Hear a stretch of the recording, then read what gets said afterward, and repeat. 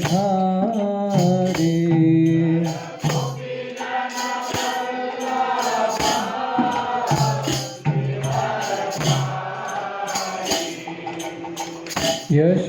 यशोदानंदन ब्रज जन रंजन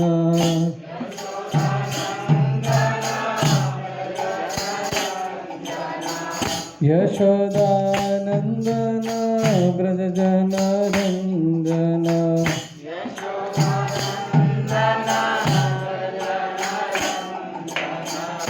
यमुना तीरा वनचारी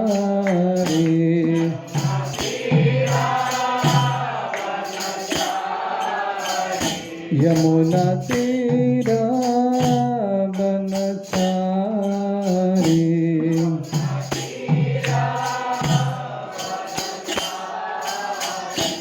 जय राधा माधव कुंज बिहारी जय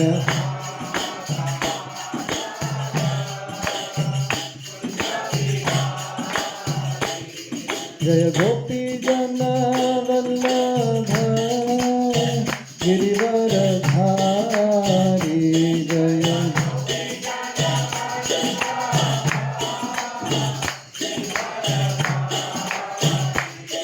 जय गोपी जन वल्लभ गिरिवरधारी जय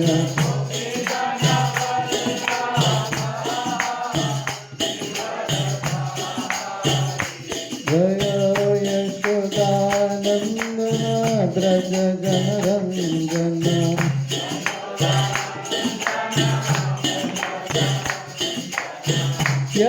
यशोदानंदन ब्रज जन रंजन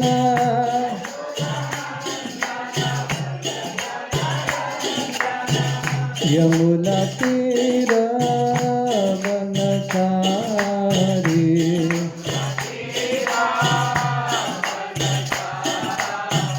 यमुना तीरा वनचारी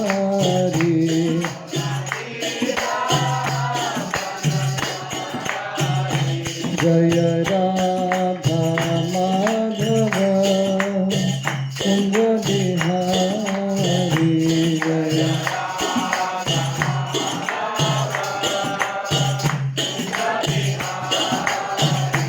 हरे कृष्णा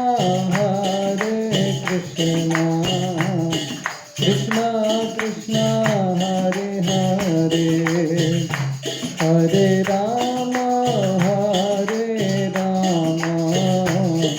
राम राम हरे हरे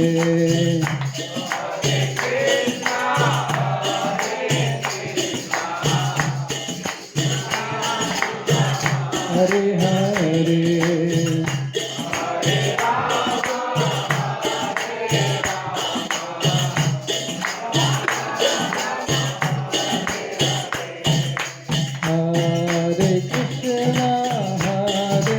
कृष्णा कृष्णा कृष्णा हरे हरे हरे राम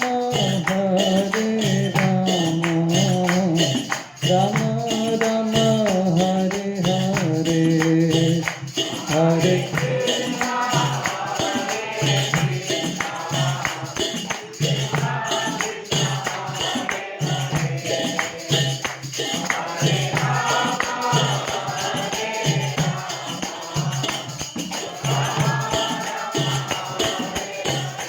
हरे कृष्णा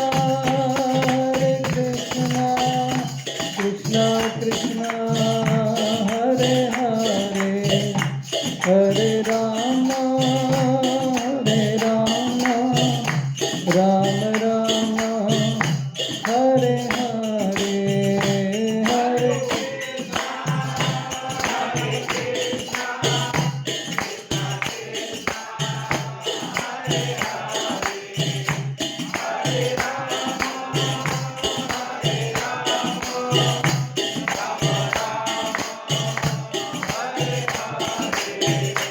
जय राधा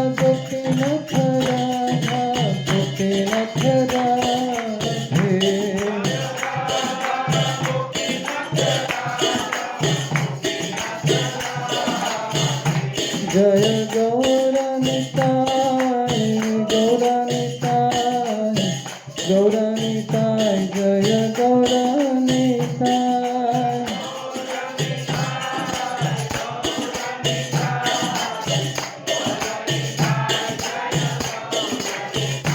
जय जय प्रभुपाद प्रभुपाद प्रभुपाद जय जय प्रभुपाद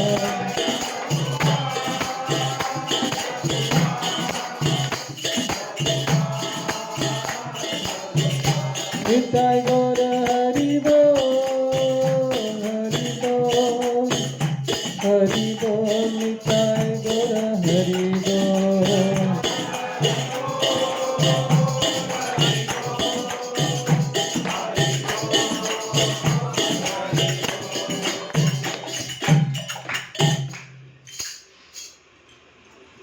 हरिनाम संकीर्तन की श्रील प्रभुपाद की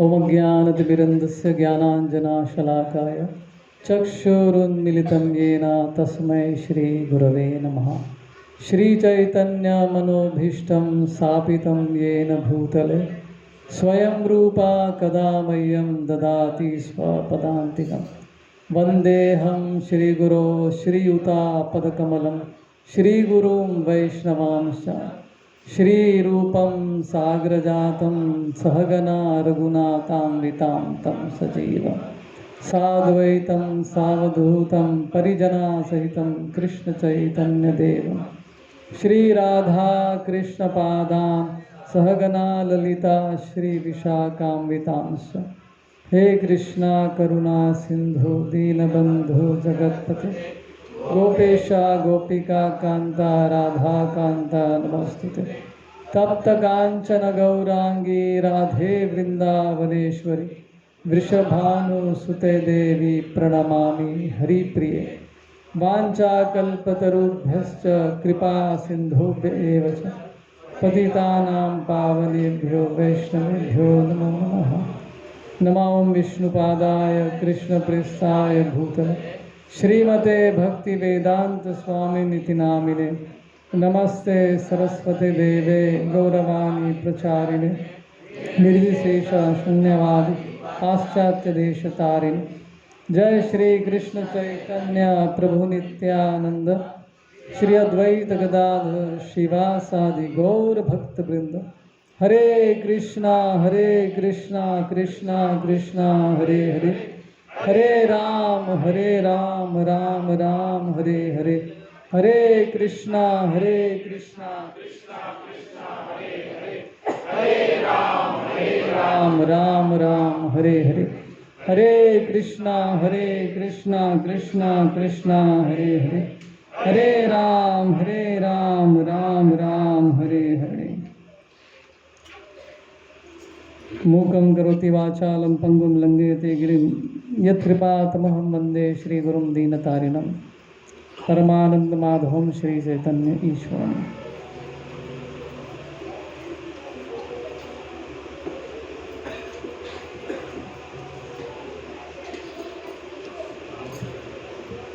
हरे कृष्णा। तो आप सबका स्वागत है हमारे कांजूर मार्ग के साप्ताहिक प्रोग्राम में, साप्ताहिक सत्संग प्रोग्राम में। तो हम लोग, आप सबको याद है कि नहीं, गीता हम लोग डिस्कस कर रहे थे। तो वापस भगवद गीता पर हम लोग आएंगे, आज फिर से चर्चा कंटिन्यू करेंगे। फर्स्ट चैप्टर का जो एक्रोनिम था 5 लेटर्स का, किसी को याद है? बहुत समय हो गया, शायद भूल भी गए होंगे। अच्छा, क्या क्या डिस्कस किया था फर्स्ट चैप्टर भगवद गीता में, किसी को याद है? सेक्शंस क्या थे? धृतराष्ट्र और धृतराष्ट्र का डुप्लिसिटी, दुर्योधन का, एक्चुअली दुर्योधन का डुप्लिसिटी, धृतराष्ट्र का डुप्लिसिटी और दुर्योधन का डिप्लोमेसी। ओके, और क्या सेक्शन था? पांडवों के जीतने के वो साइंस क्या थे, अलग अलग चिन्ह क्या थे, वो हमने डिस्कस किया। और क्या था,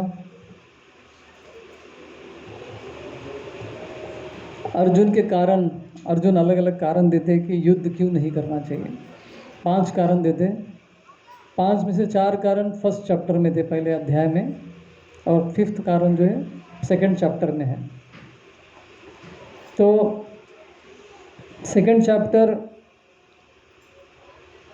का जो नामकरण है अलग अलग आचार्यों ने अलग अलग दिया है। बेसिकली उसका सांख्य योगा करके उस चैप्टर का टाइटल है, लेकिन श्रील भक्ति विनोद ठाकुर ने उसका टाइटल अलग दिया है, contents of Gita summarise, Gita का सार, ऐसा श्रील भक्ति विनोद ठाकुर ने इसका नामकरण किया है।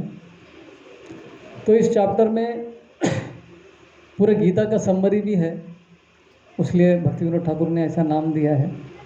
तो यहाँ पे हम देखते हैं कि कृष्ण विश्लेषण करते हैं, एनालाइज करते हैं कि हम कैसे शरीर नहीं, हम आत्मा है। तो ये फाउंडेशनल नॉलेज है भगवत गीता का, स्पिरिचुअलिटी का। जैसे हम लोग मैथमेटिक्स का एग्ज़ाम लिखते हैं, तो मैथमेटिक्स में पहला स्टेप अगर हमारा रॉन्ग जाता है तो क्या होता है, पूरा आंसर ही रॉन्ग जाएगा। आप कितना भी उसको स्टेप्स लिखेंगे, लास्ट में आंसर गलत ही आएगा, राइट। तो पहला स्टेप बहुत इंपॉर्टेंट रहता है उसके। सो स्पिरिचुअलिटी में, आध्यात्मिकता में पहला स्टेप क्या है, हम शरीर नहीं, हम आत्मा है। ये एटलीस्ट थियरिटिकल नॉलेज तो होना चाहिए हमको। इतना इसका कितना हमको आत्म साक्षात्कार है वो पता नहीं, समय लगेगा। तो ये, तो गीता को, सेकंड चैप्टर गीता को याद रखना है तो केवल 4 लेटर्स याद रखना है, एक्रोनिम, और उसका एक्रोनिम है गीता, GITA। तो ये 4 लेटर्स को याद रखेंगे तो सेकंड चैप्टर हमेशा याद रहेगा आपको। जी मतलब गुरु, पहला सेक्शन गुरु के बारे में है, कैसे अर्जुन कृष्ण को अपना गुरु बनाना चाहते हैं, वो उनके शिष्य बनना चाहते हैं। आई मतलब आइडेंटिटी, हमारा असली स्वरूप क्या है, हम शरीर नहीं, हम आत्मा है। सेकंड सेक्शन में ये आई के बारे में चर्चा आता है। टी मतलब 2 धर्मास, 2 तरह के धर्म हैं हमारे।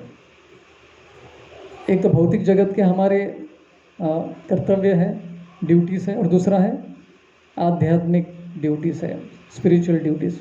तो वो है टी, 2 धर्मास। और ए मतलब क्या है, आत्माराम। वो व्यक्ति जिसको आत्म साक्षात्कार हुआ है, ऐसे व्यक्ति के सिम्टम्स क्या है, चिन्ह क्या है, वो कैसे काम करता है, कैसे अपने आप को इस दुनिया में रखता है, कैसे बोलता है, ये अलग अलग चीज़ है। उसका उठना बैठना, राइट। कभी कभी हमको किसी स्पोर्ट्स स्टार, कल मैं एक जगह पे लेक्चर दे रहा था शाम में, तो वहाँ पर एक क्रिकेटर आया था। तो वो रणजी ट्रॉफी के लिए खेलता है, तो सेंचुरी वगैरह किया है उसने। अभी अमेरिका भी क्रिकेट के फील्ड में उतर रहा है। अमेरिका में लोग बेसबॉल खेल खेल के बोर हो गए, तो अमेरिकन्स भी क्रिकेट के फील्ड में उतर रहे हैं। तो ये व्यक्ति जो है अमेरिका जा रहे हैं उनको कोचिंग देने के लिए, कोच बनने के लिए। अच्छा पोजीशन है उसका। तो ऐसा कोई क्रिकेटर, मूवी स्टार होता है तो हम उसके बारे में जानना चाहते हैं, वो खाता क्या है, वो सुबह सुबह क्या करता है, शाम में क्या करता है, बर्थडे कैसे मनाता है, बातें कैसे करता है, जानना चाहते हैं ना ऐसा, उसका स्केड्यूल क्या है। तो वो लास्ट सेक्शन में जो सेल्फ रियलाइज्ड पर्सन है, जो आत्मा साक्षात्कार जिसको हुआ है, उसके चिन्ह क्या है, वो उठता कैसे, बैठता कैसे, खाता कैसे, चलता कैसे, ये सब ये लास्ट सेक्शन में। तो सेकंड चैप्टर का एक्रोनिम क्या है, गीता, GITA। जी मतलब गुरु, आई मतलब आइडेंटिटी, हम शरीर नहीं आत्मा, उसका पूरा विश्लेषण करके कृष्ण बताते हैं। टी मतलब 2 धर्म। अब आप जितने भी लोग बैठे हैं यहाँ पे, सब हम सबका 2 धर्म है। एक भौतिक जगत के स्तर पे हमारा एक धर्म है, as a student, family member के हिसाब से, देश का एक नागरिक होने के हिसाब से हमारे बहुत सारे ड्यूटीज़ हैं। और दूसरा है आध्यात्मिक ड्यूटीज़। और ए आत्माराम, आत्मा में जो प्रसन्न रहता है, ऐसे व्यक्ति के चिन्ह क्या है, सिम्टम्स क्या है, वो लास्ट सेक्शन में हम लोग डिस्कस करेंगे। अभी भगवत गीता के फर्स्ट चैप्टर के एंड में क्या हुआ था, कोई बताना चाहेगा? फर्स्ट चैप्टर के एंड में क्या हुआ? अर्जुन ने शस्त्र रख दिया और डिसाइड किया, निर्णय किया कि मैं अभी युद्ध नहीं, मुझसे नहीं होगा युद्ध। तो इस तरह से अलग अलग कारण देके वो धनुष भांग को साइड में रख देते, जबकि अर्जुन ने शपथ लिया था कि वो अगर कोई उनको ललकारेगा धनुष लड़ने के लिए तो वो गांडीव कभी नीचे नहीं रखेंगे, ऐसा उन्होंने शपथ भी लिया था। लेकिन यहाँ पर उन्होंने अपना गांडीव नीचे रख दिया। डर के मारे नहीं था, ये कंपैशन, कृपा की भावना की वजह से वो विश्लेषण कर रहे थे कि आगे सोसाइटी में क्या होगा करके। तो अभी सेकंड चैप्टर के फर्स्ट श्लोक में हम लोग चलते हैं। संजय उवाच तम तथा कृपयाविष्टम अश्रुपूर्णाकुलेक्षणम विषीदंतम इदम वाक्यम उवाच मधुसूदन। तो ये श्लोक संजय जी बोल रहे हैं। तो अर्जुन के मन में दया की भावना आ गई, लेकिन ये दया की भावना कैसी है? भौतिक स्तर पर है, आध्यात्मिक स्तर, मटेरियल कंपैशन प्रभुपाद जी कहते हैं इसके परपट में। और उनका मन जो है डिप्रेशन से पूरा भरा हुआ था, टेंशन से भरा हुआ था, और आंखें पूरे अश्रुओं से भरे थे। ऐसा नहीं कि थोड़े आंसू थे, पूरे आंख पूरा भरा हुआ था अश्रुओं से। और वो कृष्ण को क्या बोल रहे हो? मधुसूदना, अभी मैं। तो ये अर्जुन की हालत थी। कृष्ण देख रहे कि अर्जुन की हालत कैसी थी, आंखों में आंसू। तो मधुसूदन ये सब देख के अगले श्लोक में वो अपना पहली बार कृष्ण बोलते हैं भगवद गीता में। इसके दूसरे श्लोक में आता है श्री भगवान उवाच करके। तो प्रभुपाद जी तात्पर्य में अच्छे से डिटेल में बताते हैं कि कंपैशन के ऊपर बताते हैं, दया की भावना किस तरह से होनी चाहिए। एक तो होती है मटेरियल कंपैशन, जैसे उदाहरण देते हैं कि कोई व्यक्ति नदी में डूब रहा है।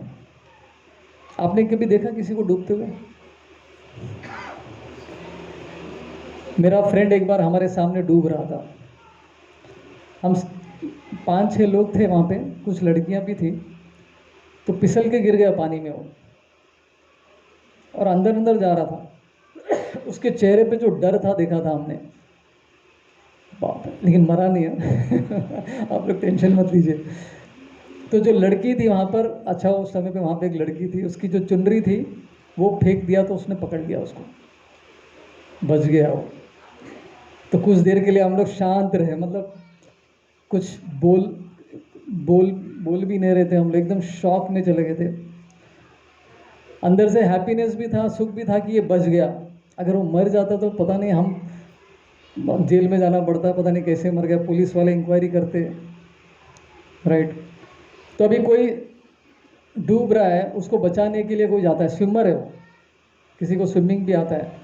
तो स्विमिंग करते करते उसने क्या किया, उस व्यक्ति का शर्ट बचा लिया और शर्ट लेकर आया वापस। तो कैसा लगेगा? उसको शाबाशी मिलेगी। और ये कैसा पागलपन है? व्यक्ति को बचाना था ना, आपने उसके शर्ट को क्यों बचा रहे हो? तो प्रभुपाद जी ये उदाहरण देते कि अर्जुन जो है भीष्म और द्रोणाचार्य के शर्ट को बचाना चाहते हैं। शर्ट मतलब क्या है इधर? शरीर, बॉडी, राइट। आत्मा को बचाना इंपॉर्टेंट है। तो भौतिक स्तर पे अर्जुन यहाँ पर दया की भावना दिखा रहे हैं, मटेरियल कंपैशन दिखा रहे हैं, जो प्रभुपाद जी या फिर अगले श्लोक में देखेंगे कृष्ण भी उसको नकारते हैं। देखिए ये क्या है, ये कैसा कंपैशन है तुम्हारा, राइट। और वो लैमेंटेशन कर रहे हैं, मतलब शोक मना रहे हैं, बैठ गए शोक मना रहे हैं। तो शोक मनाना एक शूद्र का लक्षण होता है। शोक कौन मनाते हैं? जो अपने जीवन में कुछ घटना घट गई है, उसको विचार करते करते दुखी रहते हैं। ऐसा नहीं, कभी कभी लोग है ना 10-10 साल तक नहीं भूलते, किसी ने उनके प्रति कोई अन्याय किया तो 10 साल तक भी याद रखते हैं। तुमने उस दिन वो शादी में मुझे क्या बोला, याद है ना तुमको? बराबर से याद रहता है वो, राइट। और उसको याद कर करके लोग जो है दुखी रहते। तो ये लैमेंटेशन बोलते हैं। पास्ट जो हो चुका है उसके ऊपर शोक मनाना, और आगे के लिए भय होता है, फ्यूचर में क्या होगा पता नहीं। बच्चों का भय क्या रहता है? एग्ज़ाम लिखने के बाद कितने मार्क्स आएंगे पता नहीं, कम आ गए तो पिताजी डांटेंगे, रिपोर्ट पे साइन करेंगे कि नहीं करेंगे। ये फ्यूचर को लेकर जो डर रहता है, भय। जैसे पेंडुलम क्लॉक देखा आपने? पेंडुलम क्लॉक इधर रहता है, इधर ऐसा झूलते रहता है, बीच में कभी नहीं ठहरता है। तो बहुत सारे लोग भौतिक जगत में पेंडुलम की तरह ही है, या तो पास्ट में जाते हैं, पिछले जीवन में जाते हैं जहाँ पे उनके साथ कुछ गलत हुआ है, उसको विचार कर करके परेशान रहते हैं, या फिर फ्यूचर के बारे में सोच सोच के भयभीत रहते हैं। और प्रेजेंट में, अभी वर्तमान में उनकी स्थिति कैसी रहती है? भ्रमित रहते हैं, इल्यूजन, कंफ्यूज रहते हैं, राइट। तो ये लैमेंटेशन, ये 3 गुण किसके हैं? ये एक शूद्र के हैं। शूद्र कोई कैस्ट नहीं होता है, जिसके लक्षण ये 3 चीज़ है उसको शूद्र कहेंगे हम। आज के ज़माने में कोई ब्राह्मण फैमिली में भी जन्म लेके ये 3 गुण उसके अंदर हो सकते हैं। शोक, मोह, भय। पास्ट के लिए शोक, फ्यूचर के लिए भय, वर्तमान के लिए मोह। ये तीनों में ग्रस्त रहता है व्यक्ति। तो अर्जुन भी इसी तरह से लैमेंटेशन कर रहे थे, शूद्र की जैसे बिहेव कर रहे थे। और अश्रुपूर्णा कुलेक्षणम, आंखें जो है अश्रुओं से भरा था। इतना उनके मन में कंपैशन था कि उनके आंखों में इतना आंसू आ गए। डर के मारे नहीं थे ये आंसू, ये आंसू थे कि इतने लोग मारे जाएंगे मेरी वजह से। ये विचार करके उनके मन में अश्रु आ रहे थे। भीष्म को मुझे मारना पड़ेगा, द्रोण को मुझे मारना पड़ेगा, ये विचार करके उनकी आंखों में आंसू आ रहे थे। तो ये लैमेंटेशन, ये शोक, भय और मोह से कैसे मुक्ति मिलेगी हमको? आत्म साक्षात्कार पाकर, सेल्फ रियलाइजेशन, भगवान के बारे में जो भक्ति के ये है, भक्ति को प्राप्त करके उच्च कोटि के भक्त बनकर इस तीनों से हम लोग मुक्ति पा सकते हैं। सो कंपैशन दिखाना है तो आत्मा के स्तर पे भी होना चाहिए। ऐसा नहीं कि शरीर के स्तर पे दया नहीं दिखाना है, ऐसा नहीं कह रहे हम लोग। कोई गरीब व्यक्ति है, उसको दान कर सकते हैं, खाने के लिए दे सकते हैं। लेकिन सबसे इम्पोर्टेंट दया क्या है? अभी आदमी को आपने कुछ किसी भूखे आदमी को खिलाया तो क्या होता है उससे? उसका भूख मिट जाता है। फिर 4 घंटे के बाद फिर से भूख लगेगी, फिर आप उसको खिलाएंगे क्या? कितने बार खिलाएंगे आप? तो ऐसा उसको ज्ञान दीजिए जिससे वो खुद अपने पैरों पे खड़ा हो सके, खुद कुछ काम कर सके, खुद कमा सके, दूसरों के सामने भिक्षा मांगने की आवश्यकता न पड़े। उसलिए सबसे बड़ा दान क्या है? अन्नदान, विद्यादान। विद्यादान सबसे बड़ा है, लेकिन इसका ये मतलब नहीं हमको अन्नदान बाकी दान नहीं करना है, ऐसा नहीं बोल रहे। लेकिन सबसे इम्पोर्टेंट क्या है वो भी पता होना चाहिए। जैसे एक लेडी, उसके घर में सोने का पिंजरा था। ये हाइपोथेटिकल है, ऐसा होता नहीं है। सोने के पिंजरे में एक पक्षी था और रोज़ वो पिंजरे की सफाई कर रही थी ब्रश लेके अच्छे से। अंदर जो पक्षी बैठा है उसको कुछ दे ही नहीं रही थी, दाना पानी। तो एक दिन जो है पक्षी मर गया। तो उसी तरह से केवल हम शरीर के बारे में ही चिंतन करते रहेंगे, चिंता करते रहेंगे, शरीर का ही देखभाल कर रहे, आत्मा के बारे में विचार ही नहीं कर रहे, तो ये गलत है। ये गलत प्रकार का दया की भावना है, राइट। तो इस भौतिक जगत में बहुत सफरिंग है, बहुत पीड़ा है। लेकिन ये पीड़ा किस लिए हो रही है, इसके रूट में हमको जाना है। हम लोग सुपरफिशियल लेवल पे जो है पीड़ा से मुक्ति पाने के लिए प्रयत्न करते रहते हैं। अभी मैं ये करूँगा तो सब ठीक हो जाएगा, लेकिन ये हो क्यों रहा है? रूट पे, उसके मूल पे हम कभी नहीं जाते। तो अर्जुन जो है उसके मूल पर जाने के लिए प्रयत्न कर रहे हैं। अभी धीरे धीरे प्रयत्न करेंगे आगे जाकर। राइट। तो ये मूल भी जानना जरूरी है। अज्ञानता से मुक्ति पाना ही आत्म साक्षात्कार का पहला स्टेप है। राइट। इस भौतिक जगत में जितने भी पाप कार्य हो रहे हैं उसका मूल कारण क्या है? अज्ञान। हमको पता ही नहीं शास्त्र में क्या लिखा है, ये करने से क्या होता है, वो करने से क्या होता है, इसका ज्ञान ही नहीं है हमको, और हम लोग गलतियां कर बैठते हैं। और दूसरा है, बहुत सारे लोगों को ज्ञान होता है लेकिन विश्वास नहीं होता है, श्रद्धा ही नहीं होती है। सुनते हैं लेकिन एक कान से सुनते दूसरे कान से निकल जाता है। ये लेवल के भी लोग होते हैं। कुछ लोग हैं जो सुनते हैं, उनको श्रद्धा भी होती है, लेकिन उनका प्रॉब्लम क्या होता है? दुर्बलता होती है, मन की दुर्बलता के कारण प्रैक्टिस नहीं कर पाते। वो तीसरे स्तर के लोग होते हैं। राइट। ये सभी स्तरों को हमको पार करना है। दृढ़ निश्चयता के साथ हमको भक्ति करना है। तो बेसिकली कृष्ण यहाँ पे बोल रहे कि न शोचती न कांक्षति, ना आपको शोक मनाना है, ना ही भय के बारे में सोच के, आगे फ्यूचर के बारे में सोच कर भयभीत नहीं होना है। न शोचती न कांक्षति, पास्ट के लिए शोक, फ्यूचर के लिए कांक्षति हमको नहीं करना है। और प्रेजेंट में हमको कैसा होना चाहिए? मोह रहित होना चाहिए, मोहग्रस्त नहीं होना चाहिए। उसके लिए भगवान का नाम जप करना है हमको, शास्त्र पढ़ना चाहिए। तो ज्ञान से जो है मोह से मुक्ति मिलती है। शास्त्र का ज्ञान एवरीडे पढ़ेंगे तुम। तो इस श्लोक में संजय जो है कृष्ण को मधुसूदन करके बुला रहे हैं। मधुसूदन मतलब कृष्ण जिसने मधु नामक राक्षस का वध किया था। तो उसी तरह से वो चाह रहे कि कृष्ण अर्जुन के भी जो संशय है, जो डाउट्स है, जो राक्षस का रूप ही है, उसको समाप्त करे। तो जब तक हमारे मन में डाउट्स है भक्ति के बारे में, तब तक हम लोग भक्ति ठीक से नहीं कर पाएंगे। तो जितने भी डाउट्स है भक्तों से पूछकर उसको क्लैरिफाई करना चाहिए, नहीं तो भक्ति में हमारी श्रद्धा कभी नहीं बढ़ेगी। तो डाउट्स आर लाइक डीमंस। तो डाउट्स को मारना जरूरी है, डाउट्स को पाल पोस कर बड़ा नहीं करना है, उसको समाप्त करना होता है। ये ज्ञान से ही समाप्त हो सकता है। राइट। और आज के ज़माने में लोग सुखी होने का ढोंग भी बहुत करते हैं। जैसे इंग्लिश में हाउ आर यू बोले तो सबसे पहले आंसर क्या रहता है? I am fine, I am okay. लेकिन इसका ये मतलब हम ये नहीं बोल रहे कि अगर आपके जीवन में प्रॉब्लम चल रहा है तो ढिंडोरा पीटना है उसका वैसा भी नहीं है। लेकिन बहुत सारे लोग जो है आर्टिफिशियली प्लास्टिक स्माइल देके और अपने अंदर का दुख है उसको दबाने का प्रयत्न कर रहे हैं, उसको एड्रेस करने का प्रयत्न कोई नहीं कर रहा है, सप्रेस करने का प्रयत्न कर रहे हैं। तो इस तरह का ढोंग भरा जीवन बहुत सारे लोग जी रहे हैं, क्योंकि उनको पता ही नहीं कि इसका सोल्यूशन क्या है।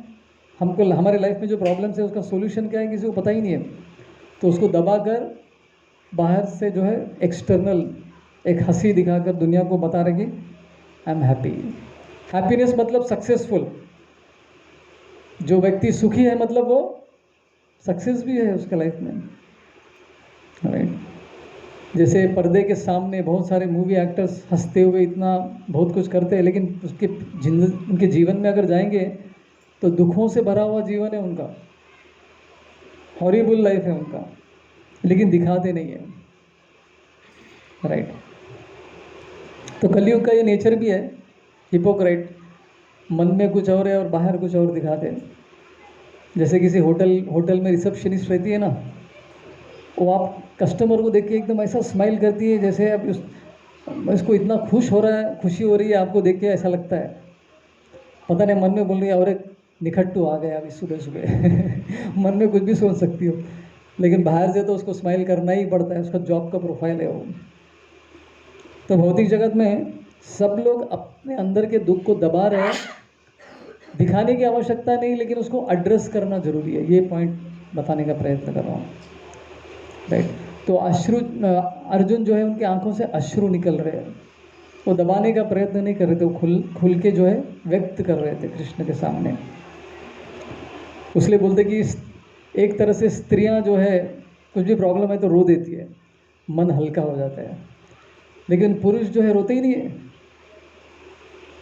राइट। तो डेंजर भी है वो एक मन से, राइट। पुरुष को अपना एक ईगो भी होता है, मैं कैसे रो सकता हूँ तो लेडीज़ के लिए ये क्वालिटी है एक्चुअली, ये एक स्ट्रेंथ भी है इन वन सेंस। तो अर्जुन की आंखों में भी पास आंसू आ गए यहाँ पर ये सब देख के।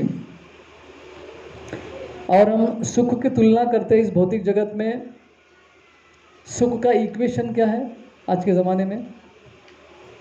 अच्छा जॉब, नेवी में जॉब 9 to 6 आराम वाला जॉब है, और बैंक बैलेंस, अच्छा प्रॉपर्टी, राइट। प्रसिद्धि, सोसाइटी में आपका नाम भी होना चाहिए, 10 लोग आपके बारे में, 10 नहीं 1000 लोग आजकल 10 का कांटेक्ट कुछ काम का नहीं है, 1000 कांटेक्ट तो मिनिमम होना चाहिए। अभी इंस्टाग्राम में तो लोगों को मिलियंस फॉलोअर्स रहते, ऐसा बोलते हैं, फॉलोअर्स कितने फॉलो करते हैं मालूम नहीं। तो लोग इसको सक्सेस मानते हैं कि बाहरी रूप से, लेकिन अंदर क्या चल रहा है उसके जीवन में किसी को मालूम नहीं, राइट। ये तो भगवान ही जानते हैं। तो एक्चुअली सुखी होने के लिए अंदर से मन जो है शांत होना चाहिए। मन अगर विचलित स्थिति में है तो कितना भी अपने पास क्यों ना हो, हम लोग कभी सुखी नहीं हो सकते। बाहरी रूप से भले ही हम लोग स्माइल दे, लेकिन अंदर से भगवान जानते हैं कि भाई ये कितने परेशानी में है। तो इस तरह से ये पहले श्लोक में संजय बता रहे कि अर्जुन की स्थिति क्या है। तो अभी अगले श्लोक में कृष्ण बोलने वाले, पहली बार इंट्रोड्यूस। श्री भगवान उवाच कुतस्त्वाकश्मलम् इदं विषमे समुपस्थितम् अनार्यजुष्टमस्वर्ग्यम अकीर्तिकरम अर्जुना। तो कृष्णा पहली बार बोल रहे जोकिंगली एज ए फ्रेंड, वो अर्जुन को गाली दे रहे इनडायरेक्टली। कभी कभी बोलते ना बात मजाक मजाक में, एक फ्रेंड दूसरे फ्रेंड को ऐसा बोल सकता है, कोई प्रॉब्लम नहीं है। जैसे आपका फ्रेंड क्रिकेट मैच है उसका, आप लोगों का क्रिकेट मैच है, आपका फ्रेंड जो है अच्छा बैटिंग करता है, वो अभी उसके बैटिंग करने का टाइम आ गया, वो बोल रहा है कि पता नहीं मुझे डर लग रहा है, वो फास्ट बॉलर बहुत स्पीड से डाल रहा है बॉल। तो फिर आपका फ्रेंड बोलेगा अरे टेंशन क्या ले रहा हो, ये क्या है, तुम पहले कभी तुमको ऐसा देखा नहीं है, ऐसा क्यों बिहेव कर रहे हो तुम, करके आप बोल सकता है। सेम कृष्ण अर्जुन को ऐसे बोल रहे हैं, तुम ऐसे कैसे बिहेव कर रहे हो अर्जुन, तुम तो महारथी हो, इतने युद्ध तुमने किए हैं, अभी युद्ध का समय आया तो ऐसे कर रहे हो, युद्ध नहीं करूँगा। तो इस गाली में कृष्ण अर्जुन को क्या बोल के बुला रहे हैं? अनार्य। तुम ये अनार्य की तरह कैसे बिहेव कर रहे हैं। अनार्य मतलब क्या होता है? उससे पहले हम लोग देखते हैं प्रभुपाद जी भगवान के विषय में भी बहुत कुछ बोलते हैं। तो जब भी भगवान का श्लोक आता है तो भगवान उवाचा करके आता है, राइट। प्रभुपाद जी कहते हैं कि भगवान को हम 3 स्तर पे जान सकते हैं। 3 स्तर क्या है? भगवान को जानने के 3 स्तर क्या है? 3 एस्पेक्ट्स आपको सबको पता है। ब्रह्मेति परमात्मेति भगवान इति शब्दते। ब्रह्मन रियलाइजेशन, परमात्मा रियलाइजेशन, भगवान रियलाइजेशन, 3 लेवल में हम भगवान को जान सकते हैं। हाईएस्ट क्या है? भगवान रियलाइजेशन, राइट। ब्रह्मेति मतलब भगवान जो है एक ज्योति के स्वरूप है। ब्रह्मन एफिलियंस, भगवान के शरीर से जो लाइट निकलता है। कुछ लोग हैं जो भगवान को मानते हैं कि भगवान लाइट है बस। और सेकेंड टाइप के लोग जो है भगवान तो परमात्मा के रूप में पूजा करते हैं, हृदय में स्थित भगवान है, सर्वव्यापी है। और तीसरे कौन है? जो भगवान को पूजते हैं, भगवान की सेवा करते हैं, आराधना करते हैं। तो ये तीनों को याद रखने के लिए सबसे इजी उदाहरण कौन सा है जो प्रभुपाद जी बोलते हैं? सूर्य। सूर्य की किरणें जो है वो उसकी तुलना किससे की गई है? ब्रह्मन, ज्योति से, लाइट, राइट। और परमात्मा रूप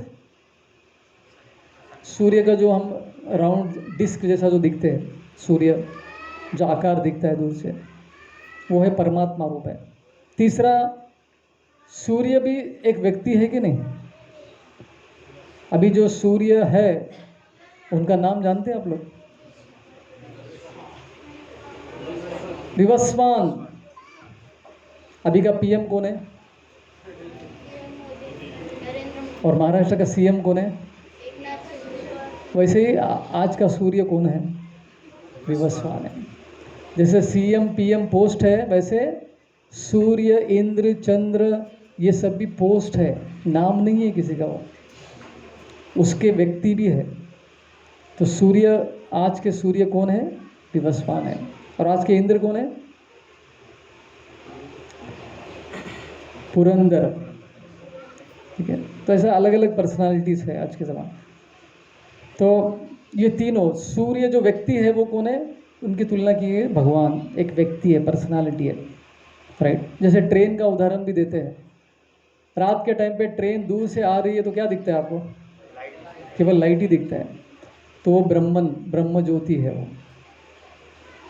ट्रेन इज ऑल्सो लाइट, कुछ लोग ऐसा बोलते हैं, भगवान की लाइट है। जब ट्रेन आपके पास में आ जाता है तो क्या दिखता है आपको? ट्रेन में डब्बे भी है, इंजन भी है, ट्रेन का आकार है, स्वरूप है, फॉर्म है, वो परमात्मा है। और तीसरा है, ट्रेन का आकार भी है और ट्रेन में क्या चल रही है? बहुत सारे कार्य चल रहे हैं, एक्टिविटीज़ चल रही है। कोई ट्रेन से उतर रहा है, कोई ट्रेन से चढ़ रहा है, कोई ट्रेन में बैठ के खा रहा है, कोई ट्रेन में सो रहा है, कोई कुछ बेच रहा है, कोई कुछ खरीद रहा है, कोई चिल्ला रहा है, कोई झगड़ा कर रहा है। ट्रेन में ऐसे बहुत सारी चीज़ें होती रहती हैं। तो वो है भगवान रियलाइजेशन, कंप्लीट। ट्रेन का डिटेल मतलब कंप्लीट। ट्रेन में लाइट भी है, उसका आकार भी है, उसमें कार्य भी चल रहा है, एक्टिविटीज़ भी चल रही है, राइट। तो भगवान का डेफिनेशन जो है,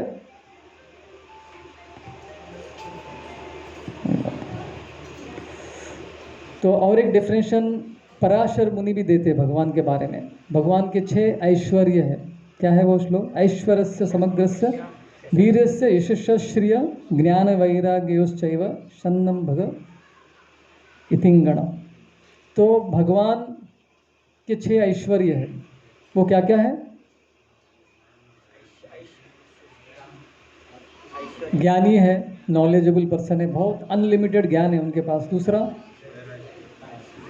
धनी है, बहुत धनवान है, शक्तिमान है, सुंदर है, ब्यूटी,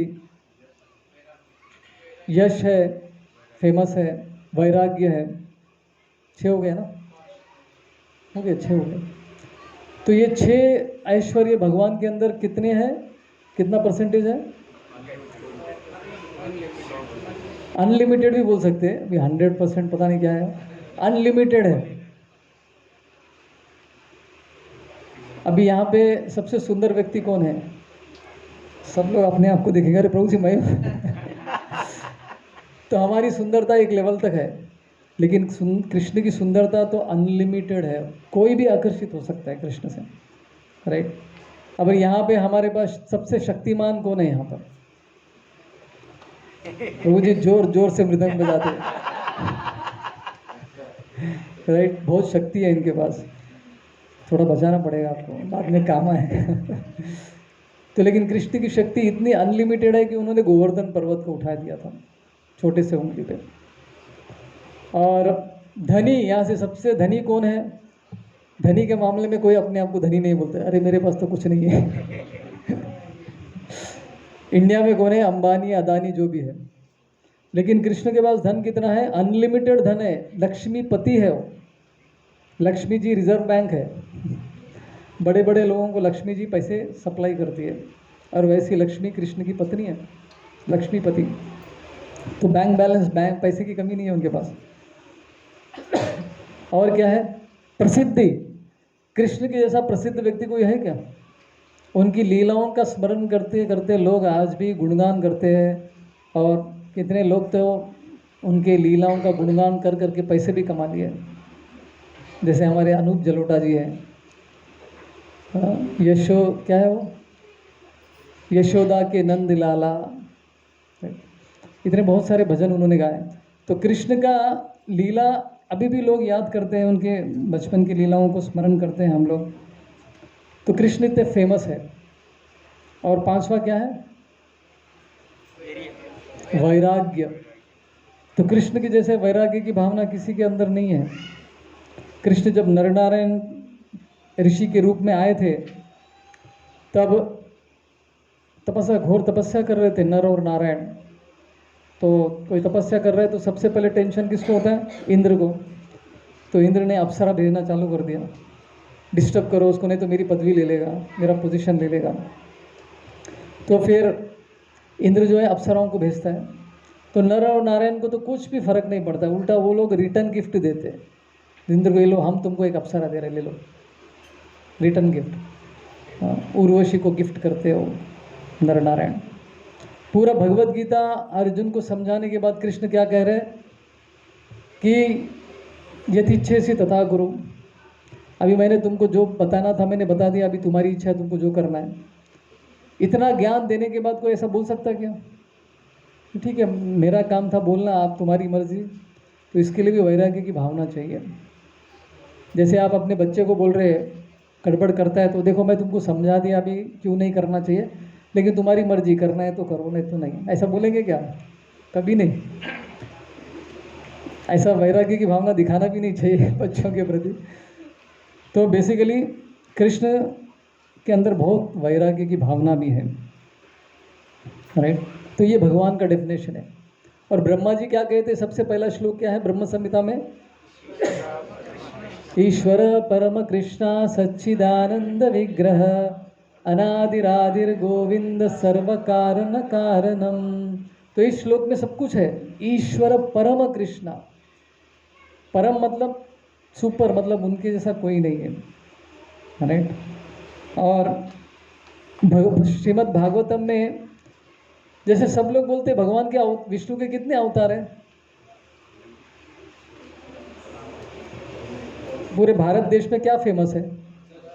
10 अवतार है। विष्णु के केवल 10 ही अवतार है, 10 अवतार। वो 10 अवतार जो है एक स्तोत्र है। किसी कवि ने दशा वो स्तोत्र लिखा है, उसमें 10 इनकारनेशंस अवतार के बारे में मेंशन किया है। लेकिन भगवान के अनगिनत अवतार है, गिन भी नहीं सकते हम। तो जब भागवतम में इन सब अवतारों के बारे में बता रहे थे तो श्री भगवान करके उनको बताया गया। लेकिन जब कृष्ण के बारे में बता रहे थे सुखदेव गोस्वामी, तो उन्होंने क्या कहा? स्वयं भगवान, मतलब ये ओरिजिनल भगवान है, बाकी सब उनसे आए हैं। सो भगवान कृष्ण को अवतार नहीं कहा जाता है, उनको क्या कहा जाता है? अवतार ही कहा जाता है। सब अवतार उनसे आए हैं, ऐसा करके। सो आर्यन का मतलब क्या है? प्रभुपाद जी क्या कहते हैं? जिसको जीवन का मूल्य पता है, जीवन का वैल्यू पता है, राइट। जिस व्यक्ति को जीवन का वैल्यू नहीं पता है वो जीवन में भटक जाता है, उसको पता ही नहीं चलता कि वो क्या कर रहा है। रॉन्ग डायरेक्शन में उसका जीवन चलता रहता है। और जीवन का वैल्यू पता होना मतलब क्या है? जीवन का उद्देश्य क्या है? विष्णु भगवान कृष्ण को प्राप्त करना, यही जीवन का परम गति है। विष्णु ही परम गति है, उनको प्राप्त करना ही अपने मनुष्य जन्म का उद्देश्य है, ये शास्त्र कहते हैं।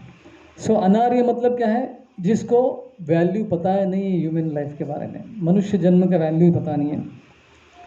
तो ऐसे लोग, प्रभुपाद जी कहते हैं कि कुत्ते बिल्ली की तरह मर जाते हैं, अगले जन्म में पता नहीं उनका क्या होता है, लाइफ वेस्ट हो जाता है। बड़े मुश्किल से जो प्राप्त हुआ है ह्यूमन लाइफ, मनुष्य जन्म, वो ऐसे ही वेस्ट हो गया, राइट। तो शास्त्र के अनुसार 84 लाख अलग अलग योनियां हैं। तो इस योनि में, सब योनियों में हम अपना जीवन जी चुके हैं। मुझे याद है बचपन में मुझे जब पक्षियों को देखता था तो मुझे लगता था कि मुझे भी ऐसा उड़ना को मन करता था पक्षियों की तरह। आप में से कोई ऐसा सोचता है या सोचे बचपन में कभी ऐसा? क्या सोचा था आपने? तुम भी पक्षी का एग्जाम्पल है? ओके, कोई दूसरा एग्जाम्पल है? कोई अद्वैत?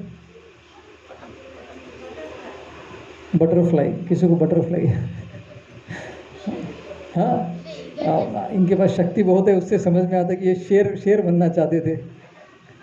तो इसके ऊपर ज़्यादा चिंतन मनन करेंगे तो बन जाएंगे भी हम लोग, तो ज़्यादा नहीं करना है, क्योंकि हमको लगता है कि ये कितना अच्छा है, लेकिन उस लाइफ में जाएंगे तो उसके टेंशन्स क्या है मालूम पड़ जाते हैं। बहुत डेंजर होता है उनका लाइफ, किसी भी समय उनकी मृत्यु आ सकती, कोई भी अटैक करेगा उनको, राइट।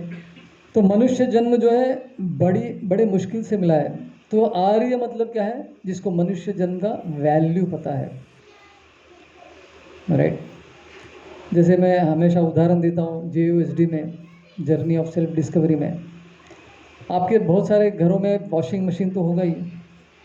अभी किसी के घर में नया नया वॉशिंग मशीन है, उसको पता नहीं कैसे यूज़ करना है, उसका ढक्कन खोल दिया उसने, अंदर पानी डाल दिया, सर्फ पाउडर भी डाल दिया, कपड़े भी डाल दिया, और एक आधे घंटे के बाद कपड़े बाहर सब निकाला और घिस घिस के धो रहा है उसको। ऐसा कितने लोग यूज़ करते हैं वॉशिंग मशीन को? कोई है ऐसा यूज़ करने वाला? वॉशिंग मशीन को हम लोग बकेट की तरह यूज़ कर रहे हैं। तो उसी का मतलब है कि मनुष्य जन्म मिला, लेकिन अब हम उसको यूज़ कैसे कर रहे हैं? जानवरों की तरह। आहार, निद्रा, भय, मैथुन, ये 4 चीज़ों में लगे हुए हैं। तो इसका मतलब क्या है? बकेट की तरह यूज़ कर रहे हैं हम लोग इस मनुष्य शरीर को, एक जंतु की तरह यूज़ कर रहे हैं। तो आर्य मतलब कौन है? जिसको वैल्यू मालूम है, कि ह्यूमन लाइफ का वैल्यू पता है उसको, कितने मुश्किल से ये लाइफ हमको मिला है।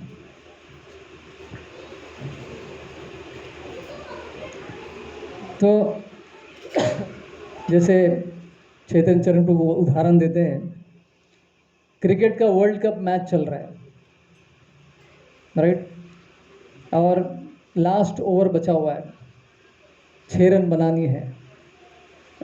ऐसा किसी मैच में हुआ होगा, मुझे मालूम नहीं हाइपोथेटिकल। और वो बैट्समैन क्या बोल रहा है? मैं बैटिंग नहीं करूँगा। बैट को साइड में रख दिया, अब बोला उधर साइड में जाके बैठ गया, डिप्रेशन में चला गया। तो मैदान में किसको आना पड़ता है? कोच को आना पड़ता है, गुरु को आना पड़ता है ना, उसको समझाने के लिए। अरे आखिरी 1 ओवर बैठे, खेल लो, हो जाएगा सब। तो इस तरह से कृष्ण बात कर रहे हैं उसको, अरे क्या तुम आर्यन हो कि या अनार्य की तरह क्यों बातें कर रहे हो? ऐसे लक्षण क्यों दिखा रहे हो? जाओ युद्ध करो, तुमने बहुत सारे युद्ध किए। सो कृष्णा यहाँ पे पेप टॉक दे रहे। पेप टॉक मतलब जो फ्रेंड्स के बीच में होता है ना, अरे तुम कर लोगे, मैं टेंशन नहीं, मैंने देखा है तुमने बहुत अच्छे अच्छे मैच जिताए हैं तुमने।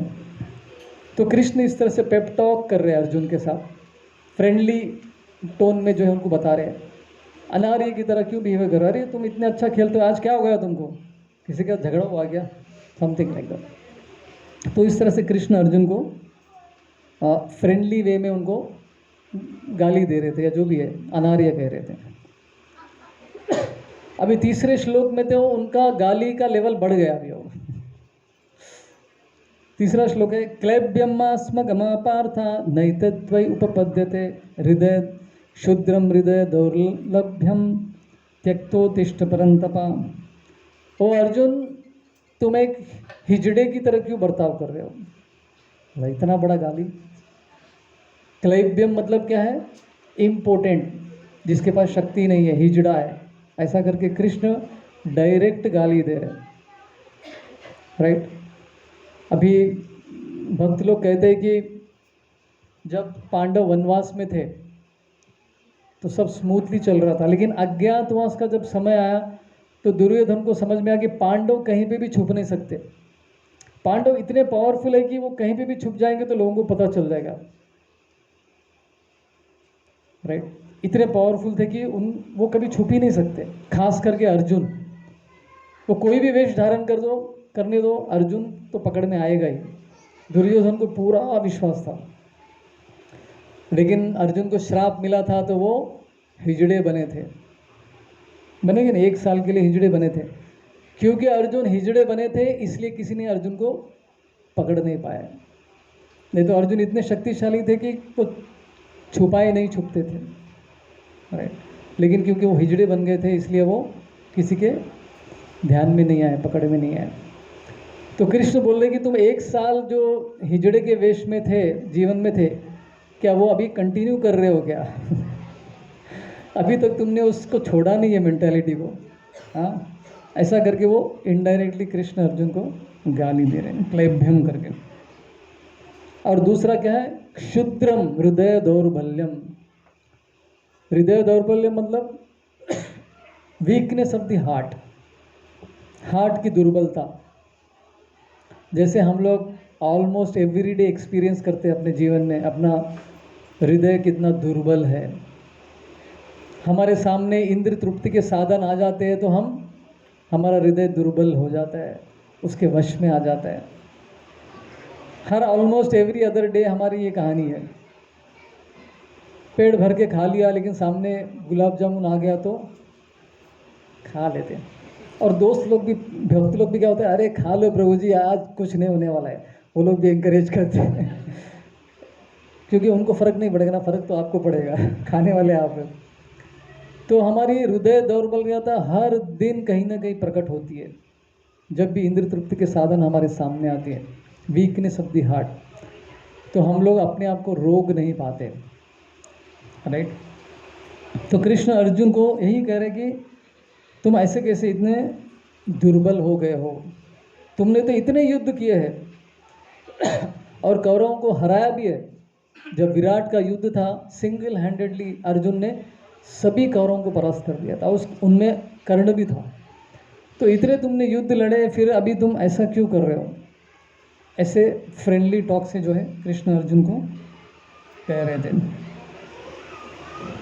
तो यहाँ पे कृष्ण बार बार एंकरेज कर रहे अर्जुन को युद्ध करने के लिए। और अर्जुन क्या चाहते थे? शांति शांति शांति चाहते थे। लेकिन ये शांति जो चाहते हैं, लेकिन इसका दुष्प्रभाव क्या होने वाला है अर्जुन सोच नहीं पा रहे, राइट। सबको कृष्ण को भी शांति चाहिए, इसलिए शांति दूत बनकर तो गए थे वो। लेकिन कृष्ण युद्ध करने के लिए क्यों क्यों बोल रहे हैं? क्योंकि अभी बहुत हो चुका है, अभी शांति का समय हो चुका है, अभी युद्ध का समय आ गया है, राइट। अगर कोई व्यक्ति आपको परेशान कर रहा है तो आप सहन कर सकते हैं, दूसरी बार कर रहा है तो भी सहन कर सकते हैं, तीसरी बार कर रहा है सहन करेंगे, बार बार कर रहे हैं तो सहन करना चाहिए क्या? गीता कहता है कि नहीं, उस व्यक्ति से बात करो कि तुम ऐसा क्यों कर रहे हो, उसको जवाब देना जरूरी हो जाता है ऐसे समय में। कारण एक तो उसको बचाना है, बार बार वो अपराध करने से उसका ही पतन होने वाला है, तो उसको भी बचाना है, और सोसाइटी को भी बचाना है, क्योंकि आज वो मेरे साथ कर रहा है, कल किसी और के साथ भी कर सकता है। तो इसलिए कृष्ण अर्जुन को बोले कि अभी समय है युद्ध करने का, और तुम क्या कर रहे हो? जब सबसे ज़्यादा ज़रूरत है अर्जुन तुम्हारी, और तुम गांडी को साइड में रख रहे हो, ये कहाँ से तुमने ऐसा स्वभाव अर्जित कर लिया, राइट। तो आप दया किस पर दिखाना चाहते हो? द्रोण और भीष्म के ऊपर दया दिखाना चाहते हो, जो कि अधर्म का उन्होंने साइड लिया। तो ऐसे लोगों को मारने में कोई प्रॉब्लम नहीं है, ऐसा करके कृष्ण अर्जुन को इनडायरेक्टली बता रहे हैं। Peace bought at the cost of justice can be the worst violence. कोई व्यक्ति है सीरियल किलर है, जानते सीरियल किलर मतलब एक के बाद एक, एक के बाद एक के बाद लोगों को मारते जा रहा है। फिर उसको पुलिस ने पकड़ लिया किसी तरह से, कोर्ट में उसके खिलाफ कोई सबूत नहीं था, उसको छोड़ दिया। और ये व्यक्ति छूट भी गया और ऊपर से क्या हो गया, वो पॉलिटिशियन बन गया, मिनिस्टर भी बन गया। तो सोचो समाज का क्या हाल होने वाला है। तो दुर्योधन भी ऐसा ही व्यक्ति था। तो आप शांति शांति चाह रहे हैं, लेकिन ऐसे व्यक्ति को बचा रहे आप जो कि सोसाइटी में बड़े से बड़ा नुकसान कर सकता है। तो ऐसे व्यक्ति को मारने में कोई हानि नहीं है, आप युद्ध कर सकते हो, उससे मार सकते हो। तो ये कृष्ण बार बार जो है अर्जुन को एंकरेज कर रहे युद्ध करने के लिए। हर श्लोक में कृष्ण यही बता रहे कि तुमको युद्ध क्यों करना है, राइट। चौथे श्लोक में अब अर्जुन बोल रहे, कथम भीष्महं संख्ये द्रोणं च मधुसूदना ईशुभे प्रत्योत्सामी पूझरौ अरिसूदना। तो यहाँ पे अर्जुन अभी कृष्ण को उल्टा जवाब दे रहे हैं। क्योंकि कृष्ण भी मजाक में बोल रहे कि ये तुम ये अनारी की तरह क्यों बिहेव कर रहे हो, हाँ, यूनक हिजड़ी की तरह क्यों बिहेव कर रहे हो करके कृष्ण अर्जुन को गाली दे रहे थे। अभी अर्जुन कृष्ण को बोल रहे उल्टा, काउंटर आर्ग्यूमेंट, राइट। क्या बोल रहे हो, तुम्हारा नाम मधुसूदन है, तुमने मधु नामक राक्षस का वध किया, तुम्हारा नाम अरिसूदन, ऐसे दो नामों से कृष्ण अर्जुन को बुला रहे हैं श्लोक में। अरिसूदन मतलब जो दुश्मनों का वध करता है उसको अरिसूदन कहते हैं। तुमने राक्षसों को मारा, दुश्मनों को मारा, क्या तुमने अपने गुरु को मारा कभी? क्या आपने आपके दादा और नाना को कभी मारा है? तो मुझे क्यों बोल रहे हो मारने के लिए? ऐसा उल्टा आर्ग्यूमेंट अर्जुन जो है कृष्ण को दे रहे हैं। तुम्हारा नाम तो अरिसूदन है और मुझे बोल रहे हो कि मेरे भीष्म पितामह को मारो, द्रोणाचार्य को मारो, ये कहाँ का न्याय है? सा बता रहे हैं। तो अर्जुन का भाव क्या है यहाँ पे? बड़ों को कभी भी आदर देना चाहिए, भले वो कितना गलती क्यों ना करे, बड़ों को आदर देना ही हमारे वैदिक संस्कार है। उल्टा जवाब नहीं देना है उनको, ये वैदिक संस्कार। ठीक है उन्होंने गलत काम किया है, लेकिन मैं क्यों करूँ गलत काम? ऐसा अर्जुन जो है कृष्ण को इनडायरेक्टली बता रहे हैं। तो पूजनीय होते हैं बड़े बड़े, जो अपने घर में होते हैं वो पूजनीय होते हैं, तो उनका वर्शिप करना चाहिए। और बातों से भी उनको झगड़ा नहीं करना है, वर्बल फाइट भी कभी हम अपने बड़ों के साथ नहीं करना चाहिए। ये अर्जुन जो है कृष्ण को बता रहे हैं। तो एक तरह से अर्जुन जो है कृष्ण को चैलेंजिंग वे में बोल रहे हैं, राइट। क्या तुम सांदीपनि मुनि को मारोगे, उग्रसेन महाराज को तुम मारोगे क्या? मुझे क्यों मारने के लिए बोल रहे हो भीष्म और द्रोण को? तो चैलेंजिंग वे में ये काउंटर आर्गुमेंट दे रहे हैं।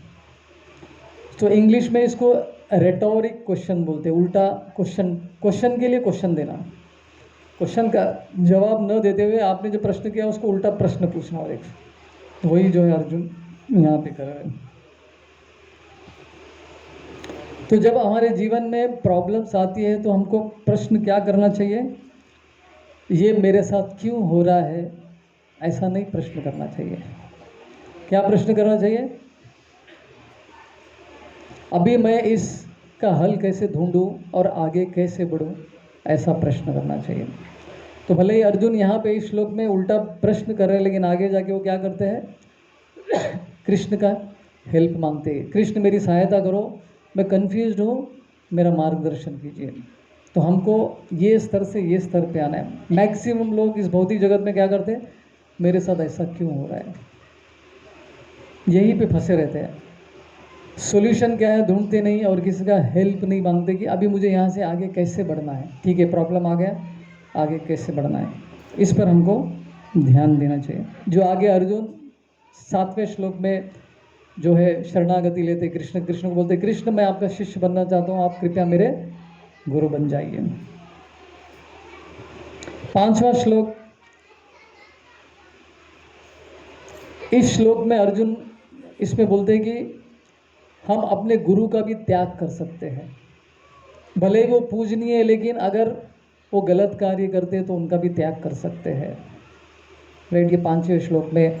तो कैसे हम कौन से गुरु का तिरस्कार कर सकते हैं? जो पाप कार्यों में लगा हुआ, ऐसे गुरु को हम त्याग दे सकते हैं। लेकिन आज के ज़माने में देखेंगे जो बड़े बड़े गुरु जिसका भांडा फूट गया है, वो सब जानते हुए भी, लेकिन वो शिष्य क्या करते हैं? उनका गुणगान ही करते रहते हैं, उनका त्याग नहीं कर पाते, सेंटिमेंटल अटैचमेंट होता है उनका। ऐसा बहुत सारी स्टोरीज हैं। तो जो व्यक्ति पाप कार्य में लगा हुआ है, गुरु बनने के बाद भी, ऐसे गुरु को हम तिरस्कार कर सकते हैं, ऐसा शास्त्र कहते हैं। दूसरा है जो जिसकी बुद्धि खराब हो चुकी है, जिनको सही गलत का फर्क भूल गए हो, ऐसे गुरु को भी हम त्याग कर सकते हैं। श्रीमद् भागवतम में एक कहानी आती है, एक राजा ने एक गुरु का तिरस्कार कर दिया क्योंकि वो गलत दिशा दिखा रहे थे। एग्जाम्पल जानते हैं कौन सा है? बलि महाराज। जब बलि महाराज के यज्ञ स्थली में जब यज्ञ संपूर्ण हो गया था, तो वामन देव वहाँ पर आए थे भिक्षा मांगने के लिए, दान मांगने के लिए। तो बलि महाराज जैसे ही देखते वामन देव को, उनको मन में आकर्षण हो जाता है, अरे ये कितना सुंदर लड़का है, बालक है, तो उनके मन में उसको दान देने की इच्छा हो जाती है। तो दान देने के लिए जा ही रहे थे, शुक्राचार्य जो उनके गुरु थे वो रोक लेते, रुको ये क्या गड़बड़ कर रहे हो, क्या तुम जानते नहीं ये कौन है, ये तो विष्णु है, वेश बदल कर आया, तुमको लूटने के लिए आया, तो इसको दान मत कीजिए, तुम्हारा बैंक बैलेंस खत्म होने वाला है। तो आचार्य कहते हैं कि शुक्राचार्य डर गए थे, क्योंकि अगर इनका बैंक बैलेंस खत्म हो गया तो उनका सैलरी बंद हो जाएगा महीने का सैलरी बंद हो जाएगा। तो वो डर के मारे बोलते कि अरे मत दान मत करो, सब लूट जाएगा तुम्हारा। जबकि शास्त्र क्या कहते हैं, विष्णु आपसे कुछ मांगने के लिए आए तो उनको देना चाहिए, भगवान को नहीं देंगे तो और किसको देंगे। तो बलि महाराज ये अच्छे से जानते थे कि विष्णु को हम सब अपना समर्पण करना चाहिए, सब कुछ अर्पण करना चाहिए। क्योंकि बलि महाराज का कनेक्शन प्रहलाद महाराज के साथ था, तो संस्कार थे उनके अंदर, तो उस संस्कार ने बलि महाराज को बचा लिया, तो उन्होंने सही निर्णय लिया। तो उस समय पे उन्होंने गुरु का तिरस्कार कर दिया। जबकि इससे पहले एक युद्ध में बलि महाराज मारे गए थे, राइट, देवताओं के हाथों से उनकी मृत्यु हो गई थी। उस समय पे शुक्राचार्य ने उनको बचा लिया था, राइट। कुछ स्पेशल जड़ी बूटी थी, मंत्र था उनके पास, उससे मृत संजीवनी मंत्र से बलि महाराज को फिर से पुनर्जीवित कर दिया था। अभी देखो आपके गुरु ने आपकी जान भी बचाई, लेकिन अभी बलि महाराज क्या कर रहे हैं, तिरस्कार कर रहे हैं। देखिए कितना बड़ा करेज चाहिए कैसे करने के लिए। तो भीष्म और द्रोणाचार्य इनकी भी मति जो है खराब हो चुकी थी।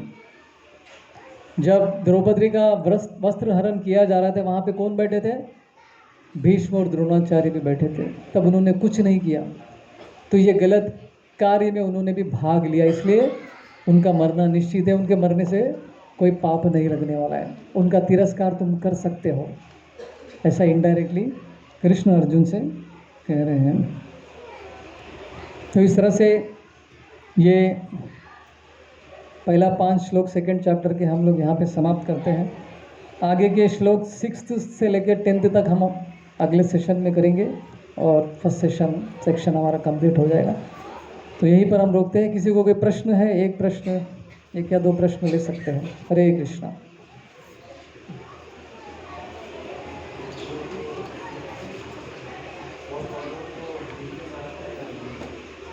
अरे ये कैसा प्रश्न है, 100 गौरवों को किसने मारा था, भीम ने मारा कि अर्जुन ने मारा, पूछ रहे बोले। शपथ कौन लेते हैं, शपथ मारने का तो भीम ही लेते हैं ना, तो भीम ने 100 गौरवों को मारा है।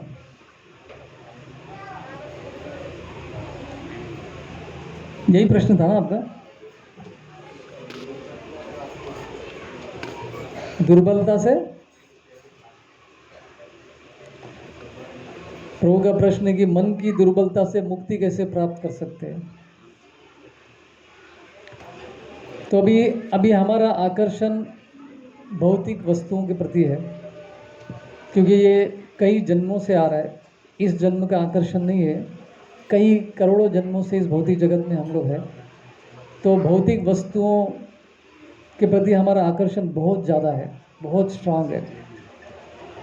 तो पता नहीं हमने इस जन्म में भक्ति चालू की है या फिर कुछ जन्म पहले से चालू किया, पता नहीं हमको।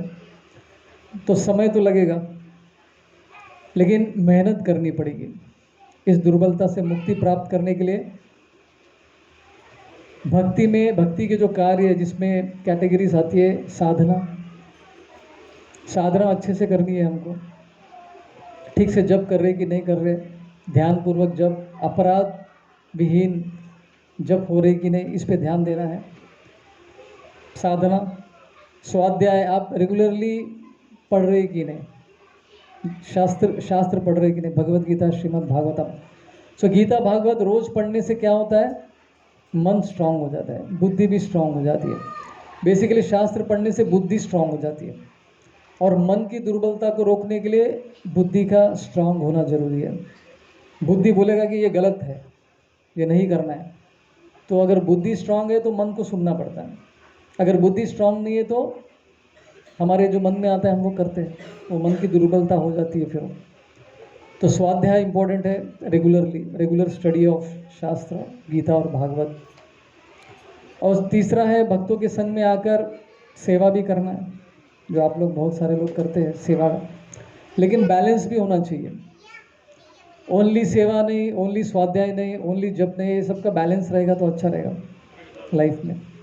शास्त्र तो कहते हैं कि केवल आप चैंटिंग करेंगे अच्छे से तो बाकी किसी चीज़ की आवश्यकता नहीं है लेकिन हमारी श्रद्धा का स्तर उतना नहीं है, इसलिए हमको स्वाध्याय भी करना है, सेवा भी करना है।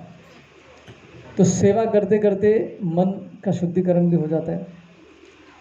और चौथा आता है कीर्तन भी करना है, मतलब प्रचार दूसरों को भी बताना है। आपको जो आता है वो दूसरों को बताइए।